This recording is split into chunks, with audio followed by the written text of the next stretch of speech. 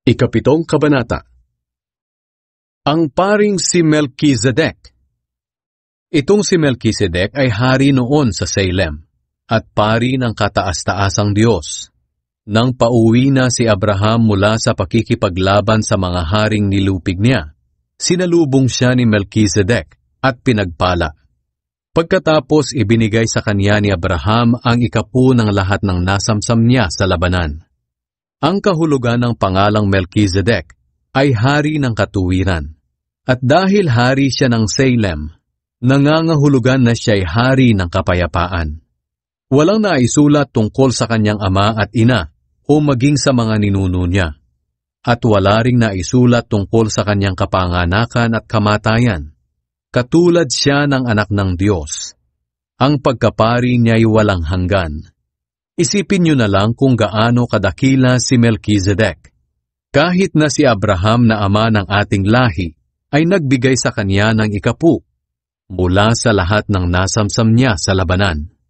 Ayon sa kautusan ni Moises, ang mga paring mula sa lahi ni Levi ang siyang tatanggap ng 10 mula sa mga kapwa nila Hudyo, kahit na nagmula silang lahat kay Abraham.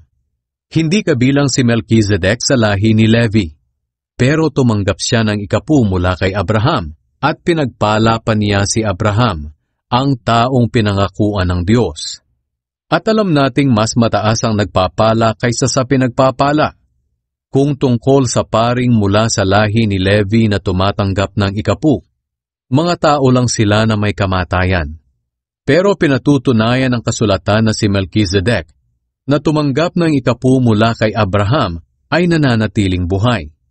At masasabi natin na kahit si Levi na ang kanya ang tumatanggap ng 10, ay nagbigay din ng kanyang 10 sa pamamagitan ni Abraham. Sapagkat na magbigay si Abraham kay Melchizedek, masasabi nating si Levi ay nasa katawan pa ng ninuno niyang si Abraham. Alam natin na ang kautosang ibinigay ng Diyos sa mga Hudyo ay batay sa pagkapari na nanggaling sa lahi ni Levi. Kung makakamtan sa pamamagitan ng mga ginagawa ng mga paring ito ang pagiging matuwid, hindi na sana kakailanganin pa ang ibang pari na katulad ng pagkapari ni Melchizedek, na iba sa pagkapari ni Aaron. At kung papalitan ang pagkapari, kailangan ding palitan ang kautusan. Ang ating Panginoong Hesus na siyang tinutukoy na ipinalit sa mga pari ay kabilang sa ibang lahi. Dahil malinaw na galing siya sa lahi ni Huda at hindi kay Levi. At wala pang naglingkod kahit kailan bilang pari mula sa lahi ni Huda. Sapagkat nang sabihin ni Moises kung sino ang maaaring maging pari, wala siyang sinabi tungkol sa lahi ni Huda. Si Jesus ay katulad ni Melchizedek. Lalo pang naging malinaw na pinalitan na ang mga paring mula sa lahi ni Levi nang magkaroon ng ibang pari na gaya ni Melchizedek. Naging pari siya, hindi dahil sa lahi niya ayon sa kautusan, kundi dahil sa makapangyarihan niyang buhay na walang hanggan, sapagkat ito ang sinasabi ng kasulatan tungkol sa kanya. Ikaw ay pari magpakailanman, ayon sa pagkapari ni Melchizedek. Kaya nga pinalitan na ng Diyos ang dating kautusan, dahil mahina ito at hindi makakatulong sa atin, sapagkat walang matuwid sa paningin ng Diyos sa pamamagitan ng pagsunod sa kautusan. Ito ang dahilan kung bakit tayo binigyan ngayon ng mas mabuting pag-asa, at sa pamamagitan nito'y makakalapit na tayo sa Diyos. Mas mabuti ang bagong pag-asang ito, dahil nilakipan ito ng Diyos ng panunumpa.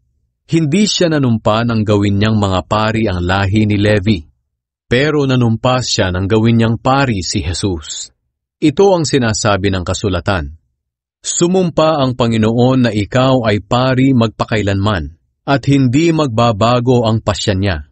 Kaya si Jesus ang naging katiyakan natin sa isang mas mabuting kasunduan. Maraming pari noon, dahil kapag namatay ang isa, pinapalitan siya ng isa, upang maipagpatuloy ang mga gawain nila bilang mga pari.